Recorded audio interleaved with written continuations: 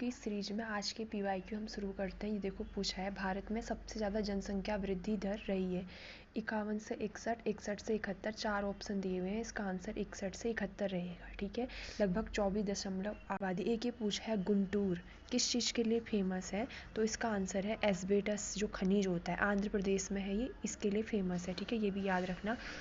और ये पूछा गया था, जो कौन सी महिलाएं संविधान सभा की सदस्य रही हैं? तो टोटल 15 रही हैं। इतना याद करना तो पॉसिबल है, लेकिन ऑप्शन के हिसाब से इसका आया था अम्मू स्वामी।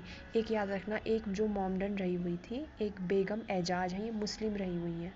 1941 में जो गोरक्षा मंडल है वो किसके द्वारा बनाया गया था? विनोबा भावे द्वारा इसका आंसर था।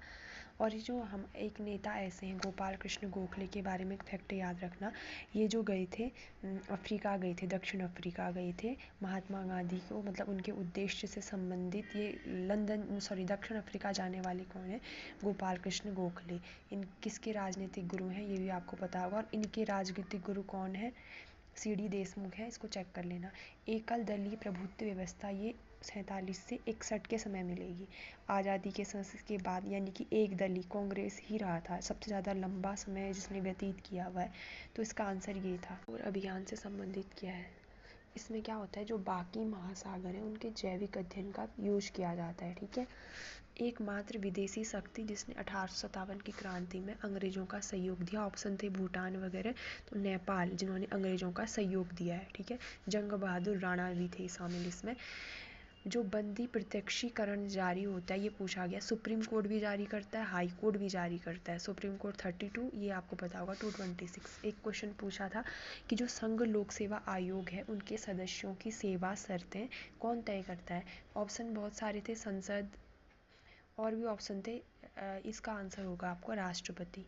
राज्य पुनर्गठन आयोग ने अपनी रिपोर्ट 1955 के साथ साथ ये डेट भी याद रखना, सितंबर लास्ट में। ठीक है, लास्ट से एक दिन पहले 30 सितंबर, यानी कि मंथ के लास्ट में इन्होंने अपनी रिपोर्ट भेजी है। ये डेट सहित पूछा जा रहा है आजकल। संयुक्त राष्ट्र के जो चार्टर है उसको स्वीकार करने के लिए सैन फ्रांसिस्को में जो एक भारतीय गए थे, उनका नाम है रामास्वामी मुदलियार। ये बहुत बार पूछा गया, इसको भी याद रखना। ठीक है, द्रौपदी मुर्मू, हाँ, ये कौन सी जनजाति से संबंधित है? उड़ीसा राज्य से और संथाली जनजाति से। अब संथाली जनजाति पढ़ो तो इनको ज़रूर याद रख लेना।